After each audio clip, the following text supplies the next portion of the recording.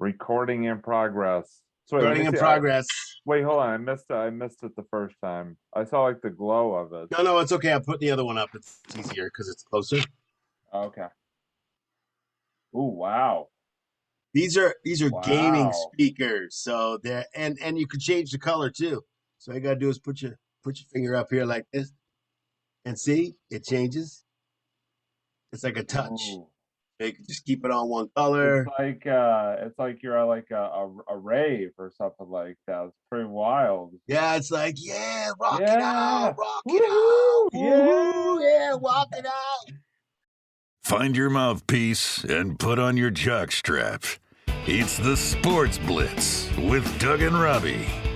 Okay, how long is your show? You guys have such a great setup. Hey, listen, if you're under a rock or if you're in a cave, come on out and listen to our episode. It was fun talking baseball. I love talking Red Sox. I love talking coaching. I don't care because I would rather not be in MLB season than have to sit and watch the colossal embarrassment. Hey, hello, I am Bloom. Yeah, it's Doug and Robbie from the Sports Blitz. I just wanted to find out whether you need some pitching. There you go. In 5, 4, 3. Good evening and welcome everybody to another episode of the Sports Blitz. I'm Doug. We have Robbie here. Robbie, how you doing tonight? Doing well, Doug. Doing well, all things considered. And the countdown to episode number 100 is on and going strong. Again, this is episode number 97. So we're just 3 shows away, folks, from 100 episodes. It's taken us 5 years to get here, or whatever, how long it's been. But we are closing in on it. But no, I'm doing great, Doug. Happy to be here. Very, very excited to talk about tonight's topic. Always a very exciting topic. I'm just doing a lot of teasers apparently right now. Tons of them. Yeah, seriously. And no, I'm just hope everybody's doing well out there wherever you may be watching / listening from. And let's get the show on the road. Excited to be here. Absolutely. As we usually say, if you're in a cave or under a rock, come on out. We'll look at our check out our episode and episodes of a couple other podcasts. Ring that bell, man. Yeah, ring that bell. Definitely ring the bell and subscribe and ring the bell if you have a computer. If you're under a rock, I'm assuming you don't have a computer, but stone tablets. My assumption. Stone tablets, man. Stone tablets. That's the right. Original that's right. tablet. Yeah. The original tablet. That's right. So tonight's episode is brought to you by Simon Organization. Brought to you over everybody who watches. Brought to you by. Feeling overwhelmed, Robbie, with a room, cabinet, or drawer, you can use some organizing back there. Always. It needs to be organized. Contact Simon Organization or Simon Organizing. They work with you to organize the space that you have to make it a really nice space. So when you walk in, you're like, oh, this is really cool. This is really calm and relaxing.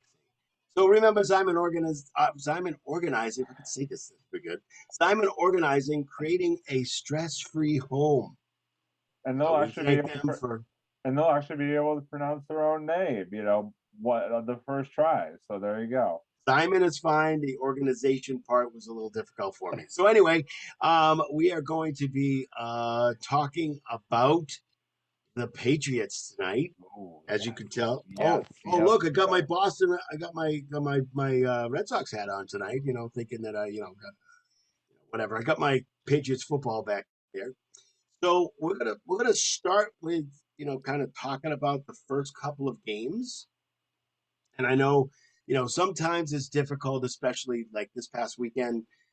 I will tell you right up front, I did not watch the game at the time the game was at. And the reason I did not. Neither did I. And neither did Robbie. And the reason I didn't, I taped it, I DVR'd it.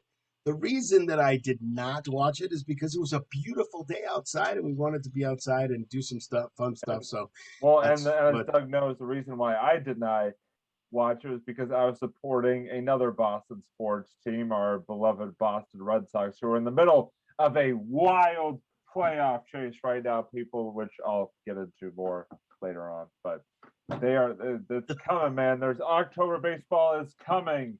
It's coming back. Let's go. Wow, that's kind of crazy. I feel like we should be oh, I don't know. I just got a little scared there.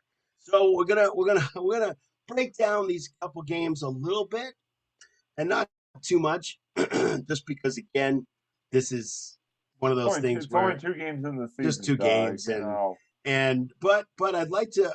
I would like to. You know what Bill Belichick calls these games, by the way. They're extended preseason games as far as he's concerned at this point in the season.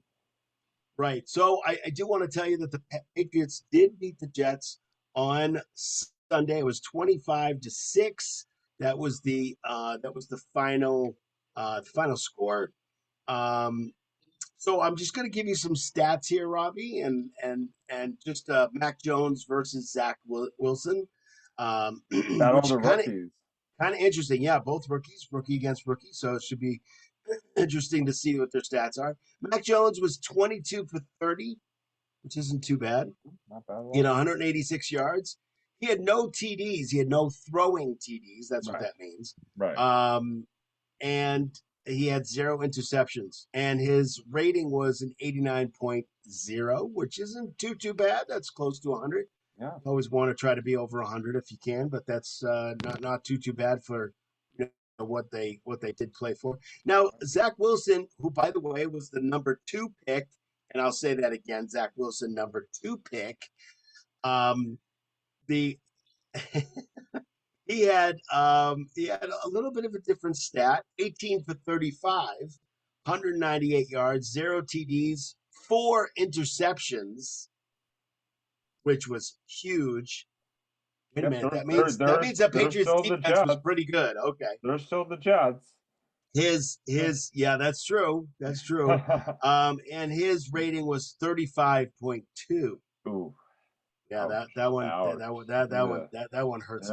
You could tell if you watched, and I did watch the game after Sunday. I started watching sometime Monday night or whatever, and I did get through most of it, if not all of it.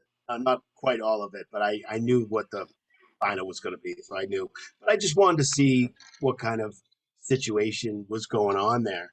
Right. But just with those stats and maybe not seeing the game, what did you think of? But I wanted to get your comments on he was the number 2 pick, so I guess I'm trying to get you to more comment on what he seems to be doing in the last couple of games.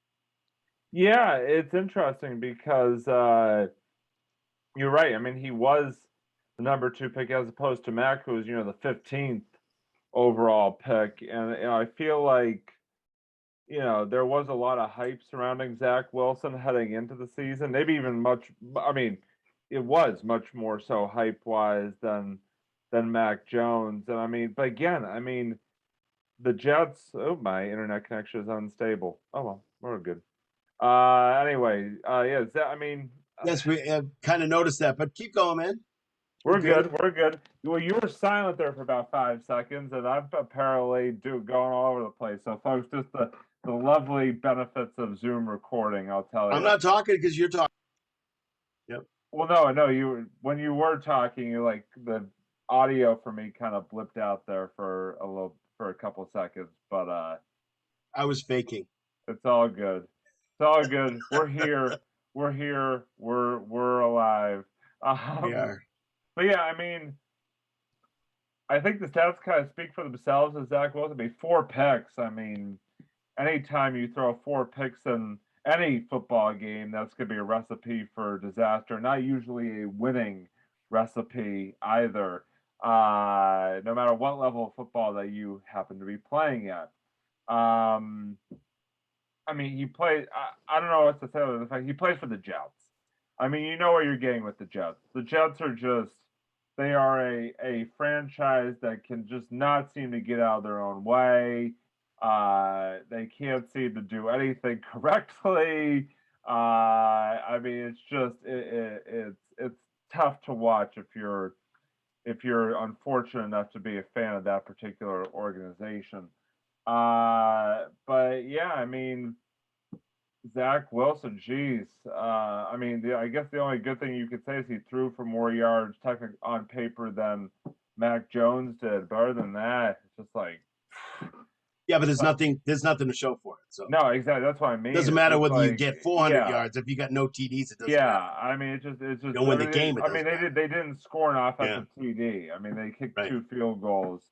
You know, I mean, I don't know. I mean, hey, listen, kudos to the Pats defense for, making the plays and, and sort of, showing up and doing what they do best. I mean, a lot of credit to them as well. But I mean, the Jets, if you can't beat the Jets, then you've got some real issues you need to look at in the mirror right now. And so, I mean, I think ultimately, I think everybody expected this to kind of be a walkover like it was. And so I just don't know, and I know we're going to kind of get a little bit further into this, but I just don't know how much you can really take out of that victory on Sunday, considering the fact, considering the opponent. It was a good win. Don't get me wrong, any win's a good win, but it just was just kind of one of those games like you expected it to be like that. So there's really, I'm not going to be sort of running around, waving the Lombardi Trophy or anything like that, after a win. I think it's a like little that. early for that. Yeah. So it's just, but like I said, it's good. It was good. It was good to see Matt get his first NFL win. I will say that it was good to see him get his first NFL win and bounce back after the tough Week 1 loss. And so I'm just more. I know we're going to get into it coming up here, but I'm more excited about what's sort of to come for this team and more intrigued to see, especially these next couple weeks, to see what's to come for this team than I, sort of am taking out of the first 2 weeks, particularly this past game. So. Yeah, absolutely. Actually, Mac's biggest play was a 15-yard cut block. Where I heard about that. Yeah. Yeah, it was a little scary actually, because I'm not sure if I would have done that, but he really didn't do anything except roll. He just kind of got on the ground in front of the defender and rolled. So Yeah. that's kind of all he did. But still, I mean, when you see a quarterback, and I know he's young too, but it was a little scary because you got to protect yourself. But he's I guess he's obviously doing what he needs to do. Well, and David Andrews was interviewed on one of the local sports stations. I think it was actually just yesterday. I was listening to it, and he said he kind of had a little chat with Mac about it afterwards. Because I mean, that is kind of something where you don't necessarily want to see your starting rookie quarterback, the second game of the season, sort of throwing himself, at blocks like that, and potentially. Putting himself in harm's way there. So yeah, it kind of sounds like maybe he got a little bit over excited, sort of overdid it a little bit. But good thing. Good. The good news is nothing bad came out of it injury wise or anything. Yeah, but you also want to see your quarterback. You want to see your guys kicking some butt. Oh, and if he had the block, if that was the play, and the play wasn't for him to block, and even if he grabbed the guy and not no holding, hopefully, and that's why he rolled. He figured he wasn't going to get a holding call. So, I mean, you want to see your quarterback block. Not all the time, not even 1%, 2% of the time, not even 1% of the time. You don't want to see him doing any of that. But I respected him for that. That was good, and his teammates respect him for that too.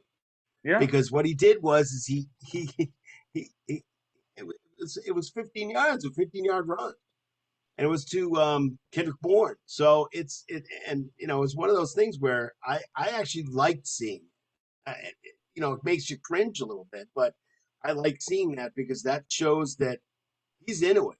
That he'll do anything that he needs to do to make sure that his team has success, and that's part of his whole what I see in Mac Jones and see the performance that he's doing is that he's growing each game. He seems to be doing things so much better each game. So it's just it's he's improving, Right. which is exactly what he needs to do. Is he needs to improve. He needs to make those decisions, make those pro decisions, and I see him doing that. So that's what we need to see as a rookie quarterback is to see him improving every week Yeah. and making better decisions, making better plays, those kinds of things. And when he needs to make a decision, is he making that decision, or is he just grabbing a sack like Zach Wilson was doing on a couple of the plays? Throw the ball away, man. And he didn't do that. So I think the progression of what he's doing, and I think there's a reason for that, and I'll talk about that later a little bit and see if you agree with this, but because there was a couple players that actually talked about him, one past player and one current player. So we'll talk about that in a little bit, but it's one of those things where you continue to see his growth. You continue to see what he's doing. Again, it's only 2 games, but Yeah. still, you want to see every game. You want to see that progression. You want to see him do things that are like, hey, wow, that was great. That's exactly what he should have done. Or wow, he just made a block. And yeah, it was a little scary for 2 seconds, but we like to see that because the guy Kendrick Bourne gained 15 yards on that play. So you want to see him doing these kinds of things for his team. Robbie, what did you think of the game? And I know you might not have seen like all of it here and there, but all encompassing. We're talking about Mac Jones. We're talking about the offensive line. We're talking about defense. We're talking about maybe even special teams, but not as much. But what did you think of the game, like all around, just the all around game itself? Yeah, I mean, I thought, like I said, it was really good to see them get that first W. I felt like that was very important, especially after what was a very tough week 1 loss to the Dolphins. I think I mean, there's still a lot of room for improvement. I mean, I think that's pretty obvious at this point. The offensive line, I know, has had some struggles the first couple weeks. Sort of giving Mac time to throw, and sort of the whole protection aspect of it has been a work in progress for the offensive line. And yeah, you hope that they, especially as they get up against these much tougher opponents, up here in these coming weeks, that they can get a more solid pass blocking and just blocking scheme in general down and going, and really, sort of tighten up there on the offensive line. I mean, defensively, overall, I feel like they've been pretty solid. I mean, obviously, again, when you look at the numbers from Sunday, 4 picks. I mean, anytime a defense is able to come up with 4 picks, that's a good day defensively when you're able to force turnovers like that, regardless of who your opponent is. And I mean, even looking back, to week 1, the defense, looked overall pretty solid, minus maybe a series or 2 here and there. But yeah, I mean, I thought the run game, I think, looked pretty strong, especially in Sunday's victory. As evidenced by the fact that all their touchdowns actually came on the run, which was good to sort of see them establishing that running game and converting there. Mac, I think, looked better. I think it seemed like he was sort of more poised and more, sort of getting more comfortable, with each passing drive and game and all that good stuff. So I think, there was improvement. I think there's still ways to go, still a little ways to go for this team, but hopefully they're, continuing to head in the right direction. Again, I think we're going to tell a lie after these next two games, one in particular that I know Doug really doesn't want to talk about per se, but we will touch on a little bit later on here. But yeah, I mean, it's it's unfortunately for the Pats are they're opening up. They're sort of the opening part of their schedule. Maybe isn't the toughest, so to speak. I mean, again, I know they lost week 1 to Miami, so obviously couldn't have been that easy of a game if you lost. But then, I mean, it's just really tough to glean a whole lot off of the victory against the Jets because you really expect to, even with a Cam Newton or a Mac Jones, a quarterback, you really do expect to continue to beat the Jets pretty handily, no matter who you throw out there at quarterback, pretty much. And as we saw on Sunday, so I thought, like I said, I was happy that there was improvement, but as we continue to say, there's more room for improvement, and there's only so much you could take away this early in the season for sure. Yeah, I think you're right. But I will disagree with you a little bit. It's that old saying about any given Sunday. So on any given Sunday, it doesn't matter how bad the team is. You could play super bad and lose the game. So and I totally get that. The Jets are just not a good team. And I'm not sure if Zach Wilson, you saw his face. He's like, "Oh, I'm going to the Jets! Yay!" I'm going where? Where am I going? Oh no, I'm not going. Wait a minute. Wait a minute. Can we reverse that decision and let me go somewhere else, please? But what I think is that when you kind of look in depth, I'm not, and again, when you look at just Mac Jones, not the Patriots team win-loss, what I look at him. What is he doing? How is he doing it? And who is he doing it with? No. And how is he progressing? I will tell you that he has progressed immensely from one week to the other already. Yeah. And I'm not saying that he has because the Jets were bad, because they are. I want to see him do more. And when you first started with Miami, you're saying, well, he had a good game. He had a good game. Yeah. Almost won the game. I mean, he had a good game. The issues were not his issues. I was about to say he was not the reason they lost that game against Miami. His issues were not the issues of why they lost the game. There were, other. It was the rest of the offense. Harris. It was the rest of the offense that had the issues that lost in the game. By the way, little fun fact about Damian Harris.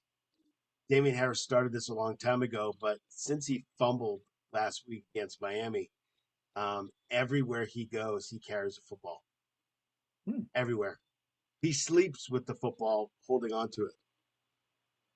So it obviously made an impact. It obviously made an impact. I like to see that. I like to see that dedication. He said that for a long time, but he did it a little extra this past week because he knows. He knows what happened. Yeah.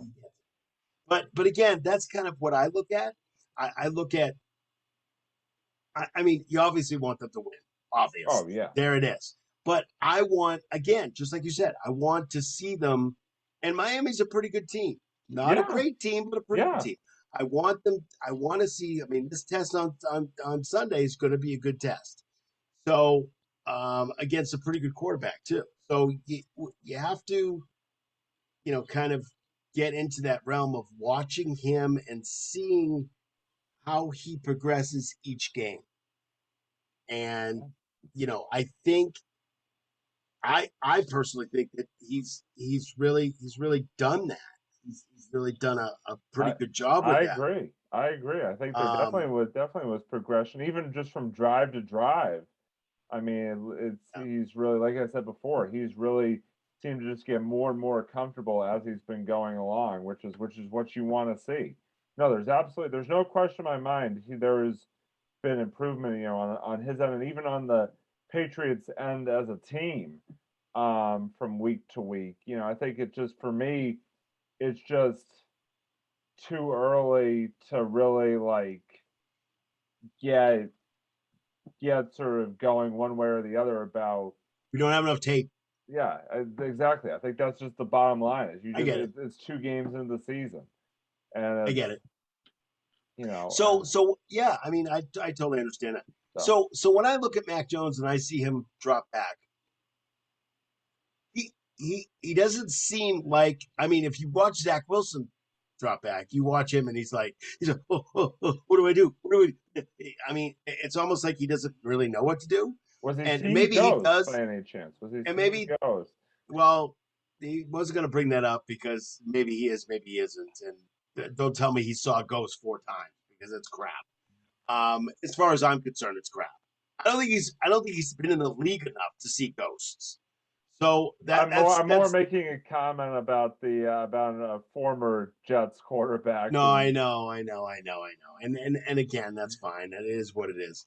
On that. But well, I think what it comes down to is when you see Mac Jones step back or come back and he's making those decisions, he seems really calm. He seems cool, poised. collected, Yeah, very and poised. Where do you? Why do you think that is?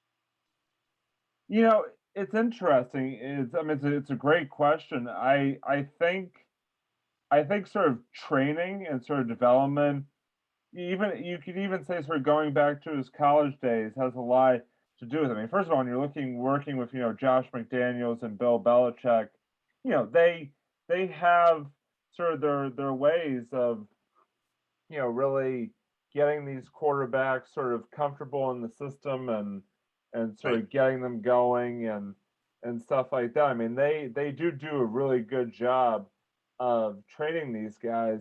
What I think is interesting is looking at what Mac is coming from, the University of Alabama and Nick Saban, who is about, I would say, is pretty comparable as he's basically like I like to call him sometimes the college version of Bill Belichick, the coach version of Bill Belichick, in terms of sort of his demeanor and the sort of the preparation he puts teams through and things like that. So I think coaching or playing under a coach and Nick Saban, I think, and you've seen it with the success of other Alabama players who have come out and have had great success in the NFL. I think there's something is to be said for the way Saban coaches his teams, is in a sense, really getting them ready, getting his players ready for that next level.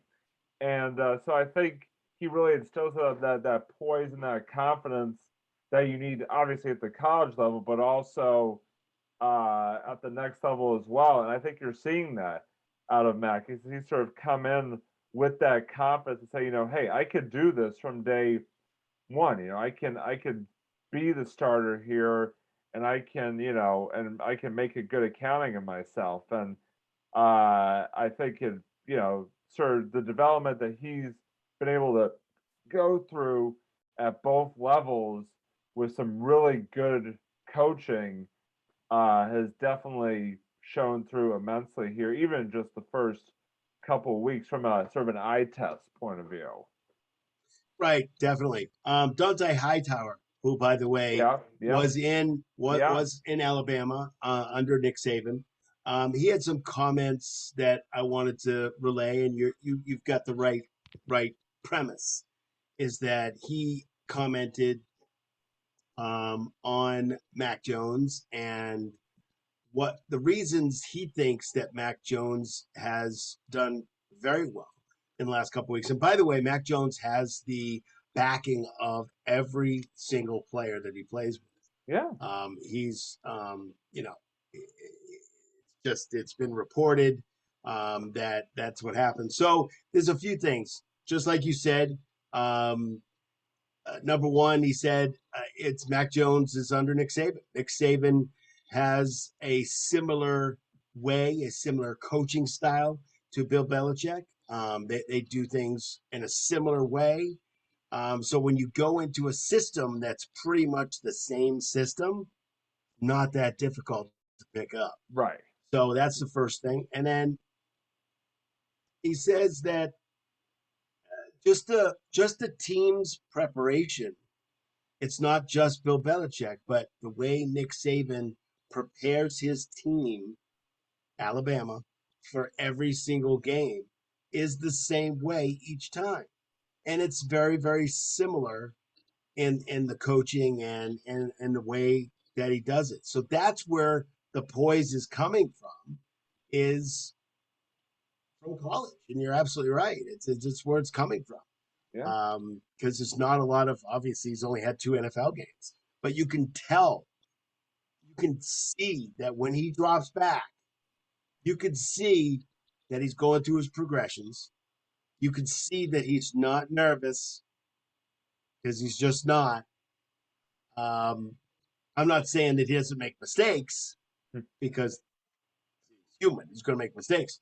But because he was under Nick Saban, because of the fact that there's training, that there's the system is the same, the all around team that is run similar effect is there, and you could tell. You could tell that. Dante Hightower says that's how he came in. He came in the same way. Came in very confident. He came in knowing that Bill Belichick runs the same kind of system, the same kind of situation. So it's not difficult if you come from that. If you don't come from that, you got to kind of learn it a little bit. So when you come from it, having a quarterback come from it, it's just interesting. I thought what was also interesting is that there was a report that the Saints were actually looking at Mac Jones. But I think that's kind of an interesting thought. Again, they didn't know what was going to happen with their quarterback situation for a little while, but still, that's. Well, there's been the Saints, and then obviously, every people. New York said they were looking at him too. Well, people have heard the stories about the 49ers, obviously, and sort of what they may have tried to do to try to. I don't know what I mean. Who knows what the real deal is there, right. But it seems apparently people were saying that they tried to trade up to get Jones or keep the Patriots from taking Mac Jones, but then drafted Trey Lance. How did that work out for him? Yeah, it's just try to make the stories make sense here, people. Come on. Right, exactly. Yeah, so exactly. So that was a current player. And now we have a player that played just recently, but is retired, and he's also spoken a little bit about Mac Jones too. Somebody who's going to be honored in this weekend's game, which is Julian Edelman. Yes. Julian Edelman chimes in, and the first thing he says about Mac Jones is that he thinks he's a stud, which I think is kind of interesting. Well, I mean, when Julian Edelman calls you a stud, you should definitely take notice. So yes, absolutely. Since Julian Edelman has quite a lot of experience in playing, especially with stud number one. I was about to say playing with stud quarterbacks, like right.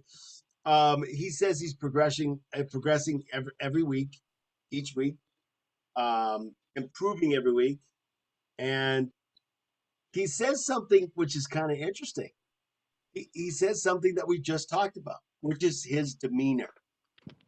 His demeanor is calm, cool, collected. Yeah, get the confident. job done. It's very confident. Get the job done. More of confidence. Yeah. So it's just interesting what Julian Edelman sees in this too. I think he's a little upset that he retired, because I think he might have wanted to have a little Mac Jones sandwich there. Julian, you got to be able to get on the field before you can even catch balls from him anyway. So. Oh yeah, definitely, absolutely.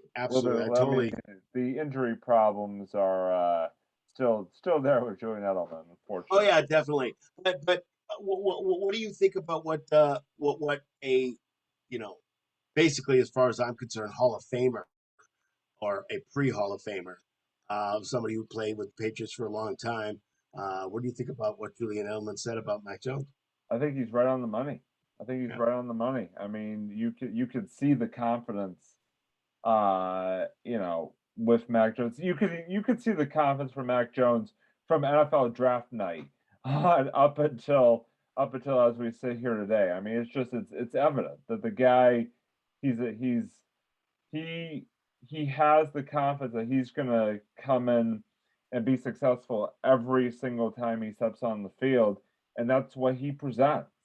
He that's the energy that he gives off, and there's a reason why he won the starting job as a rookie over Cam Newton. There's a reason why he was the 15th overall pick in the draft. There's a reason why he won a national championship in his final season at Alabama. And that's just that confidence factor. I mean, there's not much more else to say other than the fact that he oozes confidence, and I'm not surprised that people pick up on that, and I'm sure it generates some confidence in the players around him, knowing that hey, this kid may be a rookie, but you know what? He's going out there with the confidence and poise of a veteran, so we should be confident ourselves that he's going to get the job done. And I mean, it's showing in the first, like I said, in the first 2 weeks, it has shown through on numerous occasions, and I hope that it continues to show when sort of the going gets tough, which is going to be getting tough very soon, at least schedule wise. And so, yeah, I mean, I think Julian Edelman hit the nail right on the head with what he said, because you can see it when you watch the guy play and just sort of the way he acts on and sort of, even on the sidelines. I mean, it's just, he doesn't look like a rookie, you know, guy who's making his first two starts in the NFL. He looks like, that he looks like he has that veteran poise out there. And so I think, it's all because of all the things that we just talked about and what Edelman alluded to as well. Right. No, I totally I totally agree with that. And speaking of the schedule, I wanted you to bring this up, and I'll talk about it. I guess. I think that there's a game coming up a week from Sunday that has a little bit of intrigue to it, just a tiny bit. I mean, I don't know if people have really been circling their calendars for this game or anything, but yeah, it's from what I'm hearing Yeah. on sports radio, everybody has circled it. So I know, no, I mean, obviously, I'm being yeah, I somewhat mean, yeah, facetious being there, facetious, but but yeah. it's so I'll have you take over this little tiny segment here, because I'm in that I'm in that no Brady zone Yeah, right he's in the now. overload. Well, I mean, it is kind of funny how we're talking about this, and we still have a game this coming Sunday. You get to say not a lot of people are talking about the Saints. No, we're per going to talk se. about that next, but I wanted to start this first. Yeah. I wanted to get this I one out of mean, the way, I listen. guess. I mean, listen. Brady's coming back. It's gonna be quite a day. I don't think there's, if any ifs, ands, or buts about it. I'm very intrigued. I'm excited. I'm, kind of like, are they gonna come in here and just totally blow the doors off of us? I mean, there's just a lot of emotions, a lot of thoughts that go into the return of the GOAT to basically where he laid his GOAT status, for 20 years. I mean, listen, I was going to say something to that, but I decided not to. Where he laid his goats, I don't know. words and sentences. I just wanted to. I wanted to keep our people watching, so I didn't want to say anything, because I have, a goat gets on a field. What does it do? Kind of thing. But I didn't want to go. Okay, Doug. All right, now you somehow managed to, even by saying you weren't going to still, that is something. I hear you. Listen, I mean, the Bucks are and a tremendously talented football team. I mean, they're the defending Super Bowl They were champions. last year too, because it's the same people that came back. If you let me finish, they're the defending Super Bowl champions for a reason. They're basically, playing like, it's basically them and everybody else in the league right now. I mean, yeah, I'm excited to see Brady back. I will say this though, is that I wish Tom Brady and more importantly Tom Brady Sr. and Alex Guerrero would just focus on the here and the now and shut the hell up about the past. Yeah, we get it. Brady got less and less happy here. He left. It sucks, but we don't need to keep rehashing it. It's just upsetting people, making kind of us lose a little bit of respect for Tom Brady. The fact that he feels the need to continue to rehash the end of New England, day after day after day. You're in Tampa. You're where you want to be at this moment. At least I think. You've won a Super Bowl there. You're doing great things. Just focus on that. There's just no need for all this sort of talk that's been going on. So that's the only thing I have to say about that. But yeah, I mean, it's I think it's gonna be a good one. Do I have any confidence at all the Patriots are gonna somehow magically upset the Bucks? No, if I'm being completely honest, I mean it's gonna be one of those games where I think we're more gonna be watching to see how exactly Brady carves up his old team more than anything else. But yeah, I mean it's coming, and we've been circling on the calendar, and that's really all I gotta say about that, Doug. I know you sort of put yourself sort of on the no Brady talk zone. But I guess what I would ask you though is when you just sort of forget Brady, so to speak, when you look at the Pats Bucks matchup, just in terms of a football specific matchup, I know there's a game coming up on Sunday. We'll get to that. But when you look at the Pats Bucks, just on all football terms, in terms of matchup, what do you see heading into this matchup? With just football alone, I actually think that the Patriots can actually keep up. That's just my opinion.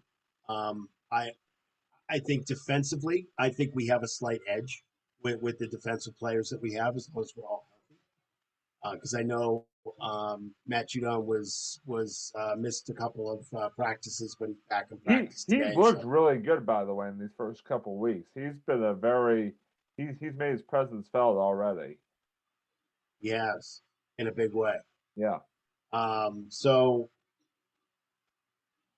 I mean, football wise, I think I look at it as a challenging game to see how we can knock Brady on his butt a little bit.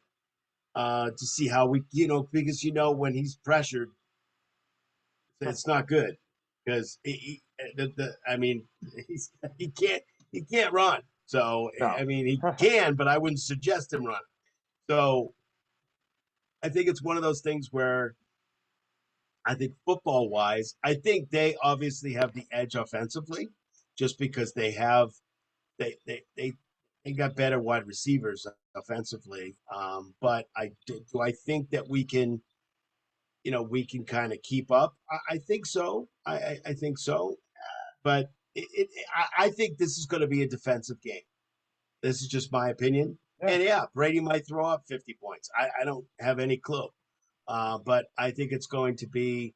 I think that our defense is a lot better than it was last year. Even the Oh yeah. And I just think defensively. Well, I mean, what part of the year before are we talking about? Because I mean, at least the first half of 2019, our defense was pretty good. So I don't know if I'd put this year's defense on the first half of 2019 yet, but I see your point. I guess I see your point. Yeah, I mean, I'm just saying that it's. I think it's going to be more on the defensive side. Um, I really haven't seen the Bucks at all. I haven't watched them. They did have So two. They did have two pick sixes last week against Atlanta. So I yeah, mean, I mean, their I defense didn't is see no them, but slouch either. I mean, so I haven't seen them yet. I mean, I have the NFL Network, and I would like to see at least one game so I can kind of get an idea of what they're of what they're of what they are. But if you look at them, and the same guys came back, so they're probably the same as last year, except they're a year older. So, and so is Brady. So the reason I'm in that no Are you Brady talk sure? zone. Are you sure? He doesn't act like it. No, He doesn't perform. I'm in like that no Brady talk zone because I'm just sick and tired of hearing all the No, crap. I know. You know, Brady's gone. So Yeah. why do we have to continue to talk about the man? Yes, he was here for 20 years. Yes, we appreciate all of his all of his efforts in the last 20 years, or at least 19 anyway. We certainly appreciate, you know, the Super Bowls and all this kind of stuff. Yeah, we appreciate that. Yeah. Appreciate it from Gronk too. Yeah. But the fact is that why does he have to bring this stuff up now? Well, why does he have to bring up bad stuff now? Why does he have to even talk about it? Why does Guerrero have to talk? Why does Brady Sr. have to talk? Why do we have to do this? We're going to hear this for the next I week. agree. And I'm just going to shut off sports radio because I'm not gonna be a whole I'm not in the week mood of to it. hear more It'll be a Brady whole talk. week of yeah. We talk more about Brady than we do about Mac Jones, and it just I guess it pisses me off because he's not even here. I don't care if Yeah. he's a story. I don't think he's a story Yeah. at all. No, He's not here. I agree. Let's let him die. I'll go away. Not die as in really physically die, but let the story die is what I meant. So, you know, that's just how I feel. I'm just tired of it. Doug Rant time, everybody. Big time. It's just I'm uh, just tired of it. Well, I want to take the sort of the focus off of Brady for 1 second because there was a news story that broke. I think it was yesterday or the day before about another member of the Bucks offense who is dealing with some issues right now. It's our good old Fred for 2 weeks at least. Antonio Brown, who found himself on with a little positive COVID test the other day. So Antonio Yeah, I didn't Brown even hear is about that. yeah, That's news to me. Yeah. yeah, no, Antonio Brown is out for, I mean, up to 10 days. Obviously, he can come back, I guess, if he has two negative tests within 24 hours of each other because he is vaccinated. The whole Bucks team is vaccinated. But yeah, Antonio Brown dealing with COVID right now, and so that could be, forget Brady. That could be a little bit of a storyline as well heading into. I mean, obviously he'll be out most likely this week, but heading into sort of his status for that game on Sunday. 'Cause, I mean, Antonio Brown has looked like the Antonio Brown of old.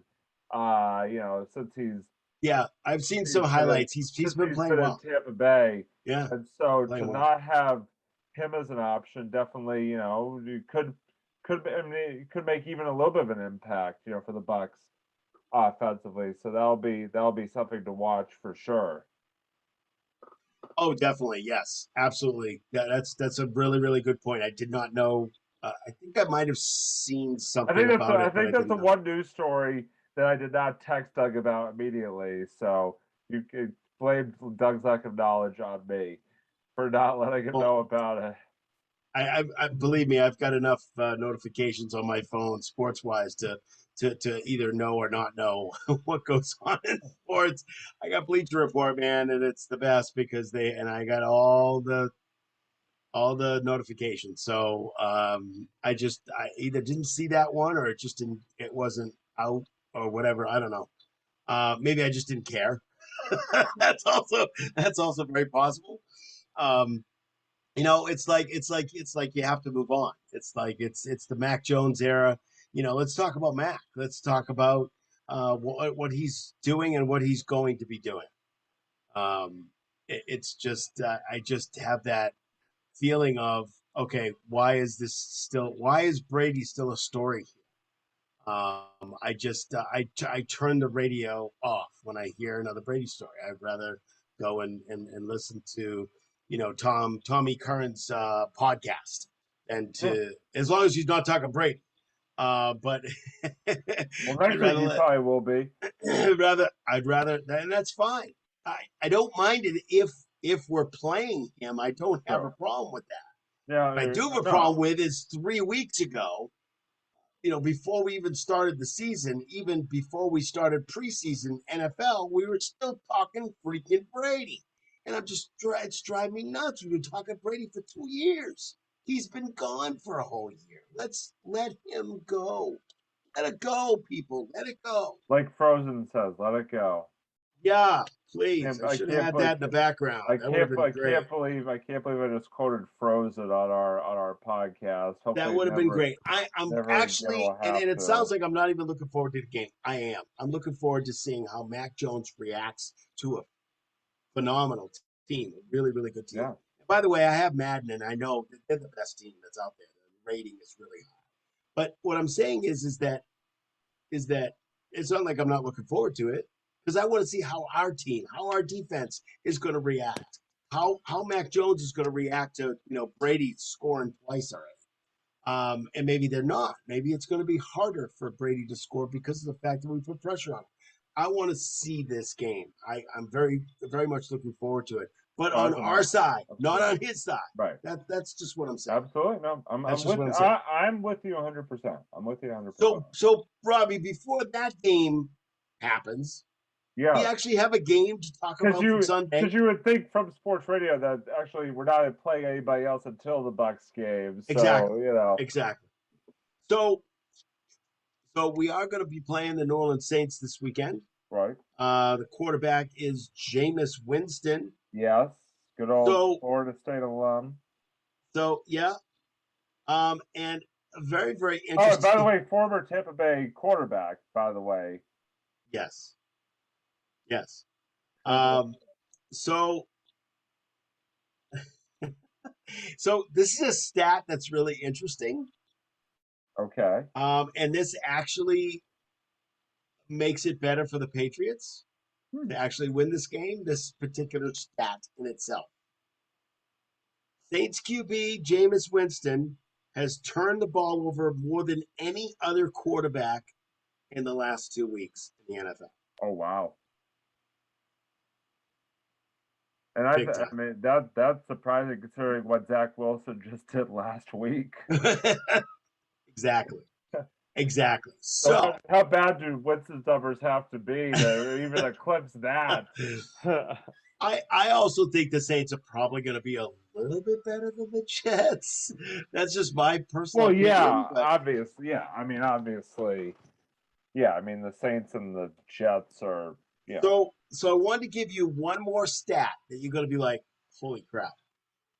I'm going to give you one more stat. I'm going to tell you who the stat comes from, which is a very interesting source. Okay. And then I'm going to ask you your opinion on the game for Sunday. All right, I'm ready. So this actually comes from the head coach of the New Orleans Saints, Sean Payton. Oh, yeah.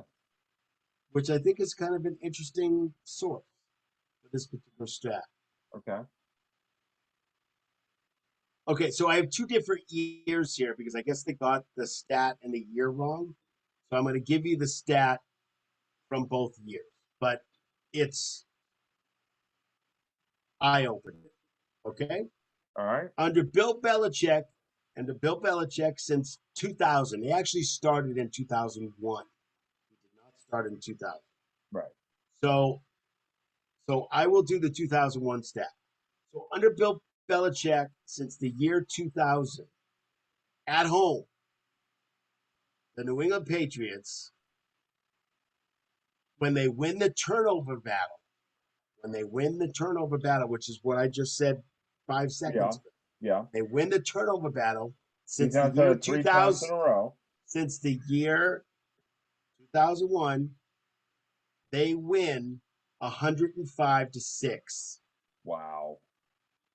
Since the year 2000, which is even before Bill Belichick started, the year before he started, it's 108-7. Wow. That's a stat from the other team's coach. Wow. So by looking at that stat and thinking that Jameis Winston is the turnover king, or should I say QB, what's your? I don't want a prediction yet. What's your thought about this game on Sunday? I just really hope we win the turnover battle. Hold on to the damn ball, dude.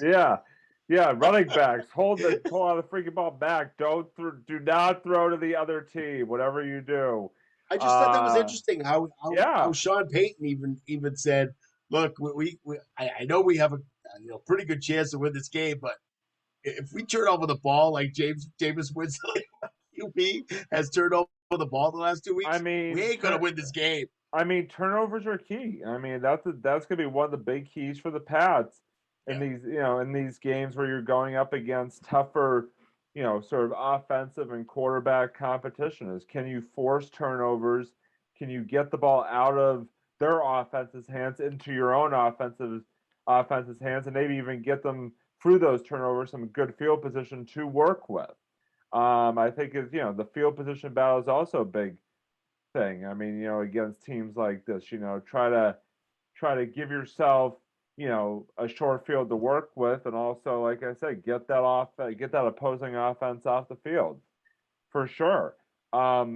Thinking about Winston and what he's done so far this season, I think that's a really good sign for the Pats defense because even as evidenced by last week, they are more than capable of forcing turnovers and taking the ball away. So I hope that we can kind of play off of that sort of issue that Jameis has had, and again, that's what you want to do in football is you want to win that turnover battle because it's going to give you much better chance, as evidenced by that statistic, of winning the game. And I would like to say, again, I'm not predicting yet or anything, but I'd like to say that if the Pats are able to win that turnover battle, that they are going to have a really, really good chance of winning this game come Sunday afternoon for sure. Yeah, again, I do agree with that. I just think the source is just so interesting. Um, what is that? I mean, this was a public comment too, Yeah. so I think it's kind of interesting I mean, is Sean Payton like sending a message? Typically, coaches do not. I mean, the stat is kind of like this. It's not saying, "Oh, my quarterback sucks," and he's done. He hasn't really done very well the last 2 weeks. Typically, they won't say something like that. Obviously to keep their confidence up, and it's only been 2 weeks, so just what you need is the third game and your confidence of your quarterback being shot to crap. So Well, you really, but I get his point. I mean, as a coach, you want to sort of relay that message to your team, no matter how you go about doing it. That if you want to win you do it privately. if you want to win football games, you've got to hold on to the ball. You've got to hold on to the ball. You cannot turn the ball over. And apparently, this is how he felt the best way to get that overarching message out there was to sort of put it in, out there in for public consumption, apparently. But You just, as far as I'm concerned, you do it privately. You do it within the thing itself. I mean, within your locker room. yeah, Or you talk to him when you're. I just trying to figure out. I mean, that was kind of one of those stats where you're like, okay, it's a really interesting stat, but then you're like, okay, I'm thinking about my quarterback right now, and if Jameis Winston didn't get that message, because it was on Bleacher Report, so I don't know if we saw it or not. Maybe he doesn't listen to any of that stuff, too. But I just thought it was interesting how he's almost Sean Payton's almost calling out his quarterback here, to hold on to the damn ball.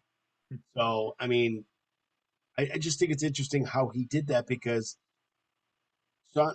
I always thought Sean Payton was a little bit different when it comes to that kind of thing, but maybe he's a little frustrated. Maybe he's maybe maybe this is the way he decided that this would be a good idea to do. I just know a lot of coaches don't do it that way. They try not to, unless they're really, really upset. And playoffs, They're What do talking you mean about playoffs? playoffs. I don't think we can win a game. Exactly. There you go. Just like that. So Denny Green. Denny Green's another good one too. I mean, you got to look up Denny Green too. And he was The Bears, who were we thought they were. right, exactly. He just goes off, and it's great. It's great to see coaches just, I don't really care. I'm just gonna, go out there and do whatever I need to do. So I like that a lot. But still, that's what I do think. I think that they need to cause some turnovers. Our defense. Glad to see that Matt Judon is back at practice today, which is good. Which means that whatever he had, I think they said it was a hip or an ankle or something like that. I think It you're wasn't right. something Yeah. that was serious. Yeah, it wasn't serious. But I like to see these back at practice because he made a huge impact last week. And again, I think our defense made a huge impact last week. Yeah. Especially with the turnover battle. Now, are the Jets good? No, they're not good. Is Zach Wilson good?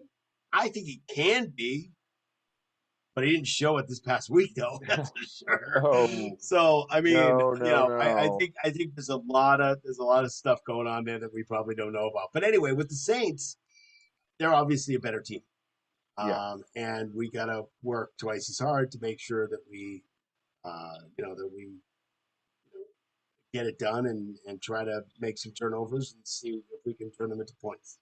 Yeah. So, do you have a prediction of this game at all? I mean, you don't have to predict. Or... No, I'll make a prediction, and I think that the Pats are going to win the turnover battle on Sunday.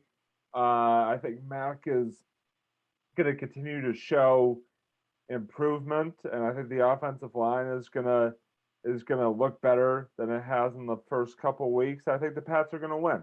I think they're gonna win 24-14. Probably gonna be dead wrong on that with my luck, but I'm just gonna go. I'm gonna go for it. So mark the tape.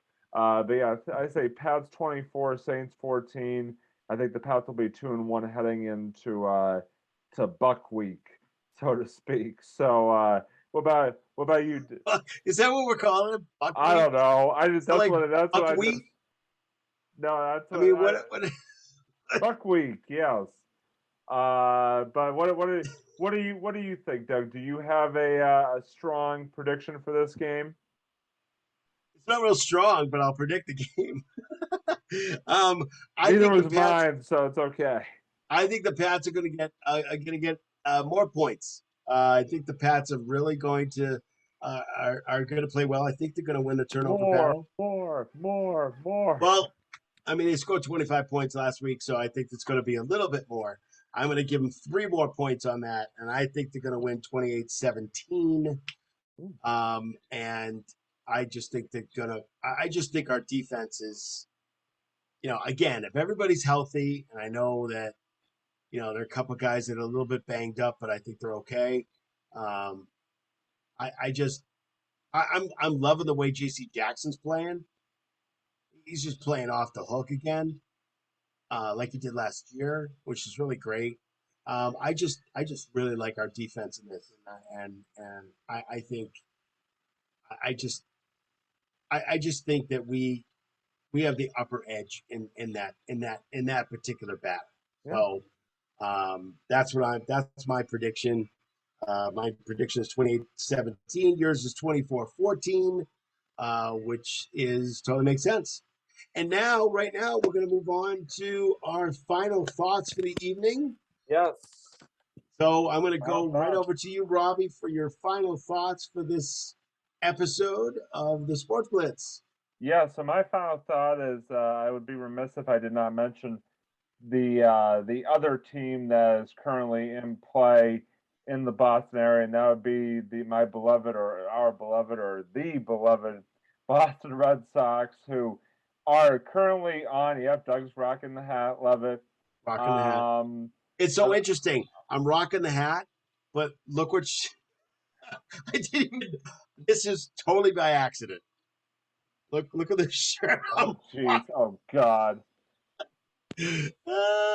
Totally rocking the New York shirt today. I don't know. I have no idea why I did it. Well, they did just get off of beating one New York team and are now going to be hosting the other New York team this coming weekend in what's going to be a huge series, and with huge. I might even watch this. Wild card implication. Doug never watches baseball, so it's all good. I do. He was texting me. You were texting me about their play just the other night, so I know you tuned into some about them. I did text you about that. I do watch them, but once football season starts and basketball season starts, I know. It's really difficult. That's why I'm the baseball guy and you're the basketball guy. That's right. But now, if you would stop hijacking the baseball guy's final thought, we would be good. Okay, go ahead. But no, what I was going to say is that, listen, this Red Sox team has won 7 games in a row, people. They've won 7 in a row. 7? 7. There you go. 7. And by the way, they have done so. Go ahead. Sorry. That's okay. Without me even doing it. That's okay. Hey, it's all good. And by the way, they have won 7 in a row in part using their lovely home yellow uniforms that they debuted around Patriots Day this year. I think they're awesome. This past spring. Hey, listen, I mean, they are doing the trick, folks. Whether you like them or not, listen, there's no arguing with the fact that they've been winning baseball games with these uniforms. And so as far as I'm concerned, they could keep using them for as long as they want until they, lose again or whatever the case may be. Then maybe they want to go back to the white. The good thing is they're playing well. That's they really are. And they're playing well at the right time. Offensively, they're putting up some great numbers. You're right. It is that. No, you're exactly right. It is. What about Schwarber, dude? Dude, Schwarber is knocking the cuff. I know, knocking the baseball. And then you got Kike throwing out guys on the fly from center field to third base. I mean, you've got what's up with that?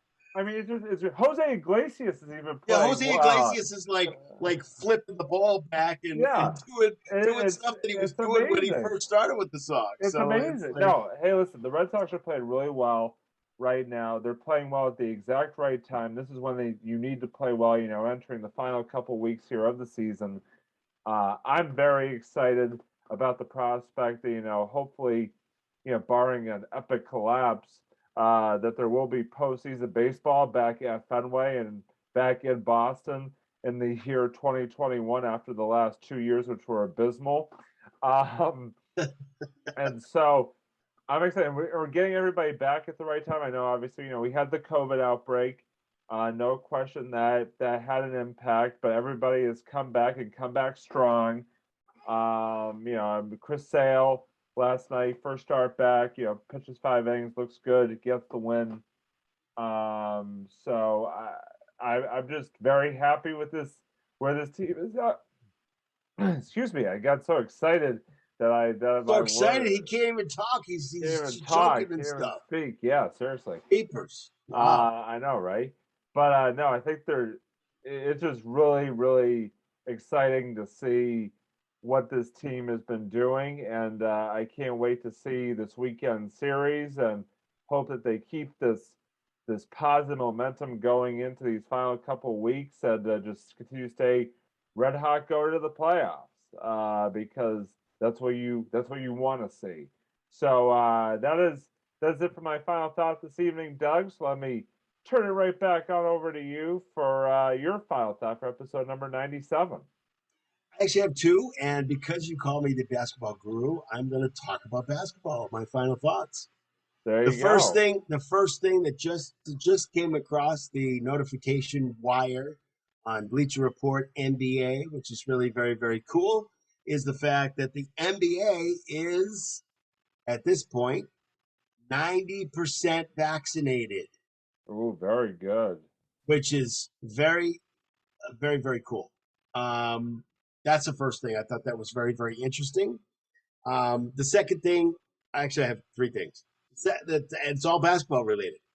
When you go to TD Garden this winter, you're going to have to show proof that you are vaccinated or at least a COVID test that has been negative in the last week before, days before, or something like that. Yeah. You have to show that you're vaccinated because you will not be let in to the TD Garden if you are not, even if you wear a mask. So they're not even looking for that. So very interesting on that too. And my last thought is, how about Brad Stevens? There are 20 people in training camp, which, by the We way, were already talking kind of about started. this off air, and I mean, it is Yeah. incredible what this guy's been doing. 20 so guys. far. Now, typically they bring in between 17 and 20 anyway.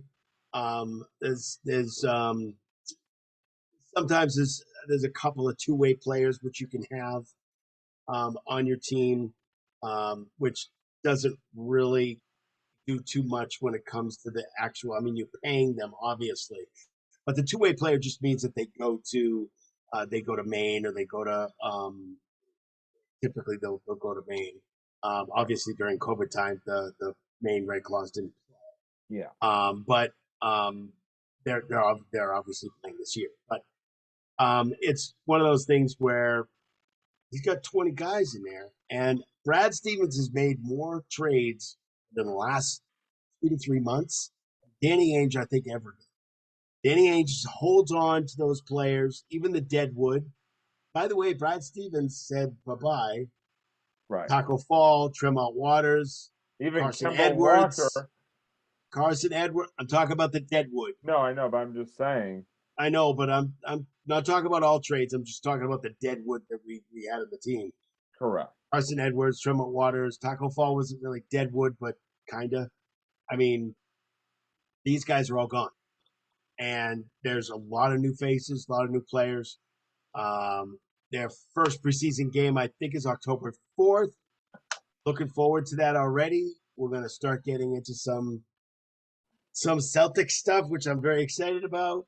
And yeah, so that's pretty much my final thoughts. I give a lot of kudos to Brad Stevens for trying to make the team a better team and doing it like right away.